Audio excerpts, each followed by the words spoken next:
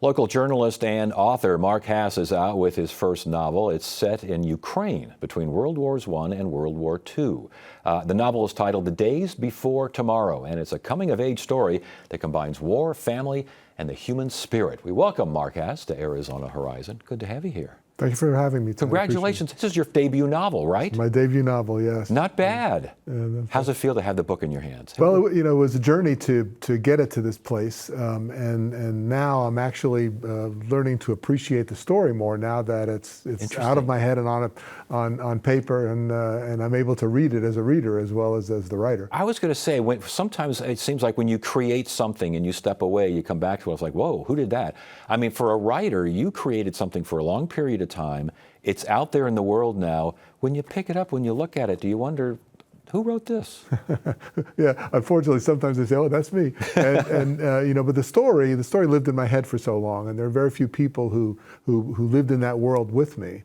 And now that the book is published, that world can be shared with my readers, and I can have conversations. We can understand that world, and it's great. It's liberating to actually be able to talk about the book and have someone understand it. Well, that's good to hear. All right, what inspired you to? This is a historical novel here, set between the two world wars in Ukraine. There's a lot going on here. What inspired you to take this particular tack? The book is very loosely fact-inspired based on my father's life. My father grew up in a small town that's like the one where this story is set. He had experiences that are similar to the experiences of the main character, Wolchi, but it's a very small part of it. But it was my own effort to kind of better understand my father's young life that led me to do research about the place and the time. And I became fascinated with it, and a story emerged from that research. And Eastern European immigrants, your parents? Correct. Yes, that's correct. So I'm sure some of the stories told around the dining room table and some of the stories told at functions kind of just stuck with you, didn't they? Yeah, well, unfortunately, my father and mother didn't talk too much about kind of their experiences because they're a little tough. Yeah. So one of the things I had to do as a journalist is to kind of try to explore that place and time and try to understand what their lives would have been like. What were their neighbors like? What were they eating? What was the culture like? What were they reading? What were they talking about? Well, and we're talking again about, World War I, World War II. We're talking about persistent anti-Semitism. We're talking about just some of the worst things that human beings have done to each other.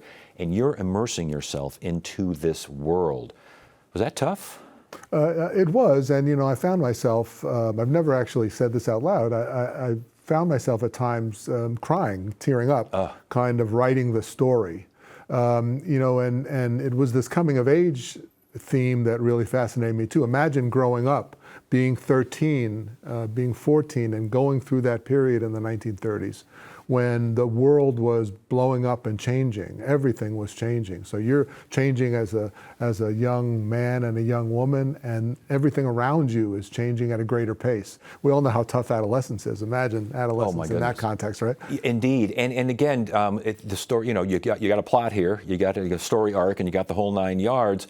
Did you know how this book was going to proceed and end when you first started writing it? As a journalist, I was into outlining my stuff, right? Yep. But my outline kind of gave way to my imagination. I found that the characters took on their own lives and made their own decisions that were different from the one that the writer had made at the beginning of the process. So the book changed quite a lot, actually, and the arc of the characters changed quite a lot. I'm happy to kind of say it kind of worked out. I feel it's better than the story I imagined. And you worked, how do you talk about your writing schedule? Obviously, if it affects you as emotionally as you just mentioned that it did at times, it must have been some tough sledding out there. I took a very workmanlike approach. I believe what Stephen King said, the way you become a writer is by writing. So I would write every morning for 3 or 4 hours, 6 days a week. And it took me about a year to get down the first draft. Then I rewrote the book a couple of times to get it closer. I think that it's just sort of a process of diligence, right? Yes.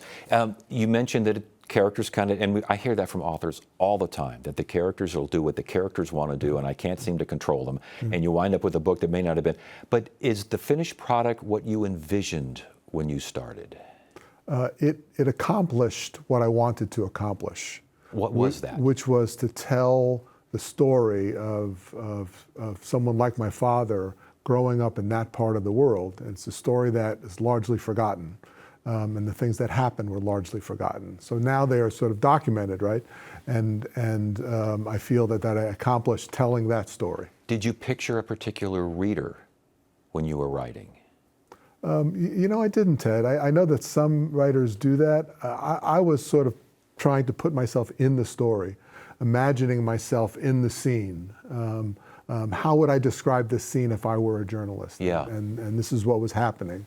So I took that kind of approach. I really relied on my journalistic training and my background. You know, a lot of journalists, when they get into fiction writing, they just hit a stone wall. It's difficult for journalists at times to get into fiction because there's a way, as you well know, that journalists go about the facts. You got your outline, as you said, and the whole business there. Sometimes when you do fiction, it's very different. Yeah. You know, well, I started my young life as a writer. I was an English major in college, and when people asked me what I wanted to do, I wanted to write fiction. So that's where I started from. So Okay. I guess I never lost that lifeline as I went through journalism. Is there more in your future? You're going to keep writing fiction? I imagine this book is one of 3 coming-of-age stories. I'm fascinated with the coming-of-age process, kind of the movement from youth to adulthood, what was to what will be. And so this first book kind of captured my father's experience. I'm begun work on a second book that captures my coming-of-age experience.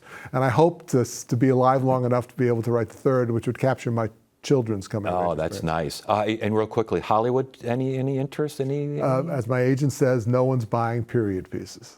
Oh, my goodness gracious. Well, the book reminds me of everything you see on TCM, for goodness sakes. It's got that historical. Well, congrats. And you're changing hands in Phoenix on Thursday night, correct? That's correct. All right, Mark Hass. Again, The Days Before Tomorrow, that's the cover, that's the writer. Congratulations on your debut novel. Very impressive. Thank you very much. Thank you very much.